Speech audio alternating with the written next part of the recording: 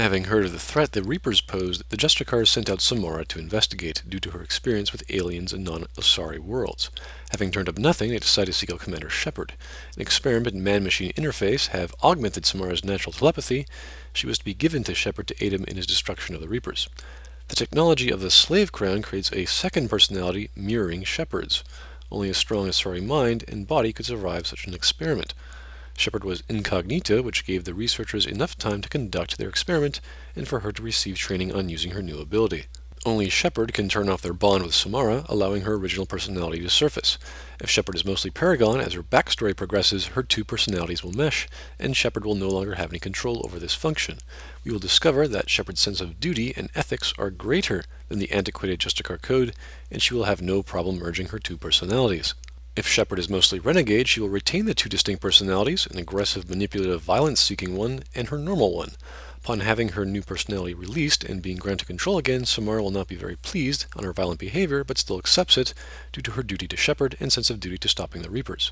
Aside from her normal opinions, Samara's development will occur after every plot point as she asks Shepard various questions. These questions are ethical opinions about each point.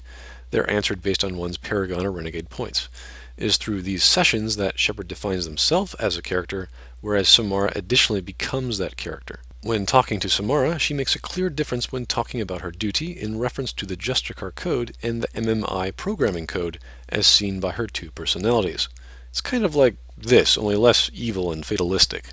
It's at Freedom's Progress. Samara is made aware of Shepard's current mission after he is healed after 2 years and quickly seeks him out. Samara's bond is needed to allow Shepard to detect Prothean relics. She's also required to start research on unlocking them. After a certain plot point, Samara is then forced to strengthen the bond to break Shepard out of a coma.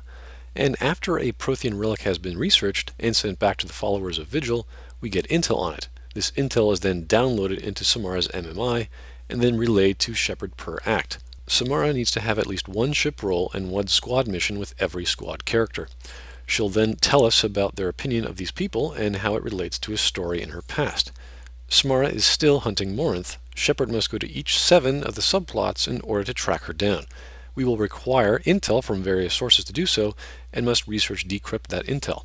The final scene occurs on a main plot point location after there are 3 chase scenes where Morinth enslaved and sent out 3 Asari decoys. Tim explains that the Asari are assisting Shepard directly by sending us their strongest and most experienced warrior. What Tim didn't say is that Samara's slave crown implant was at the encouragement and funding of Cerberus to an unnamed Asari matriarch who, after various liaisons with Tim, came to believe in the coming of the Reapers. Cerberus hoped to augment the biotic potential of the Asari to unlock natural biotics in humans by combining a biotic amp with the interface and ease of use of an Omni tool, and by using Asari's natural abilities and biotics to act as test subjects. However, no test subjects stepped forward, and the technology was highly theoretical.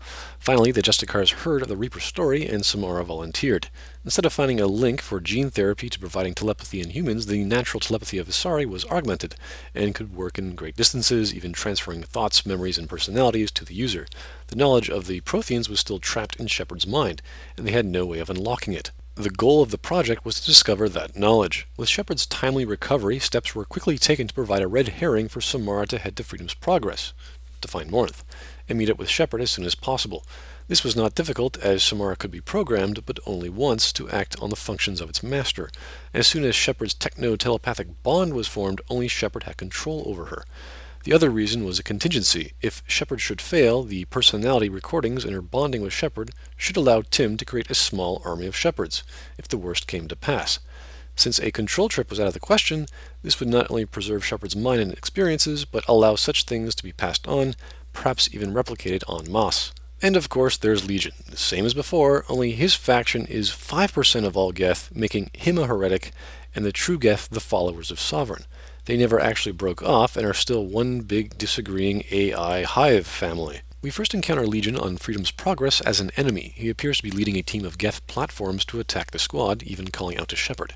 But he soon retreats as the other Geth attack Shepard. Later in the level, in an optional subplot, you locate Legion and talk to it. It states it was trying to communicate to Shepard but couldn't since the other Geth were in the area. The Geth achieved consensus, forcing him to fight. However, he did not take any violent actions and instead retreated. Legion says he is forced to attack Shepard but does not do so. He says he must regroup as more Geth are in the area. The second encounter is on the Geth station, where a Reaper relic is supposed to be housed. Going down an alternate route, Legion will exhibit the same behavior by retreating, allowing us to have another meeting with it.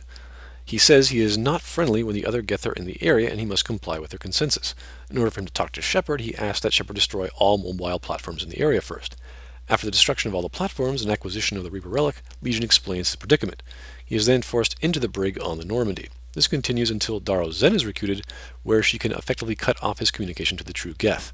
Legion is required to start research on Geth and Reaper relics. He, with Daro Zen, are integral to achieving a peaceful solution to Tali's trial, or the war with the Geth. This allows the Quarians to take back their homeworld. After having Daro Zen cut off his connection to the true Geth, Legion wishes to go to the Geth station to acquire a Reaper relic. He and his small faction believe it's the first step to create a Dyson sphere, without the aid of the old machines. The Reaper relic provides an info on rewriting Geth base code. Since it's unbelievable the entire fleet of the flotilla can't deal with one of their ships being taken over by the Geth, there must be something special about the Alarai, like a Geth relic. Daro Zen must once again help Legion by modifying the rewrite program. She doesn't have to come on to the Alarai, but she still wants to. The fate of the Geth's base code, meaning whether they worship the Reapers or not, Tali, and whether the Quarians go to war with the Geth or finally find peace with them, is all determined at Tali's trial. Totally unexpected. And that brings us to our protagonist, Commander Shepard, first human Spectre, savior of the Citadel, and most importantly, one of the last living Protheans. Shepard's having his nightmare visions still, but he can't figure them out, even with Samara's bond. Shepard's growth is completely optional. This is done through the non-plot missions, referred to previously as the N7 ones. These occur on each main plot point as subplots. Upon entering a sector, Shepard will get a feeling there's a Prothean relic nearby. This gives the player a general reason to explore the galaxy. After the relic is found, it must be researched by Samara, since Shepard getting near the thing is like kryptonite. At the end of each main plot point, he receives a new vision in the form of a dream, which allows him to communicate to the Collector General. Once the secrets of Prothean relics have been researched, the relic gets sent to the followers of Vigil. This allows for a standard set development of Shepard's character, the plot, the need for Samara, and a proper use of ending an act by Shepard actually going to bed. Shepard's the only one who can detect Prothean relics. Because of their cipher, only Shepard can cure the virus in the wards on the Citadel. Because of a certain plot point, only Shepard is granted access to counselors and their homeworld communiques. Only Shepard can communicate to the Collector General. This determines whether the suicide mission recovery plan can be achieved, recovery of the Collector base, the derelict Reaper, and the Reaper relay. The dream sequences tell a story of the Prothean culture, its growth, destruction, and slavery to the Reapers. It also involves communication to the Collector General, Shepard's backstory, and a little about Samara. I'm not going to go through all 10 of them, but the third dream involves Shepard going through their interactive backstory on Akuz, Elysium, or Torfin, as well as actual flashbacks to UNC Dead Scientists, UNC Espionage Probe, and UNC Major Kyle. Shepard has to come to terms with his own personal demons in order to understand the plight of the Protheans. There are some Paragon and Renegade choices to make, as Shepard tries to save Marines from a Threshermaw attack, civilians from a pirate raid on a colony, and trying to spare or destroy Batarians' lives in a war zone. The Collector General then gives more backstory on what happened to the Prothean Empire, as some mysterious Saren-like figure who appears in multiple dreams is there, and then on the 8th dream we get a little more about Samara's backstory and her family life was like, and the realization of when Morala, or Morinth, escapes her solidarity, along with some Paragon and Renegade choices. The last two dreams are direct communication with the Collector General, his plight, what the Reaper's plans and methods are in taking human colonies.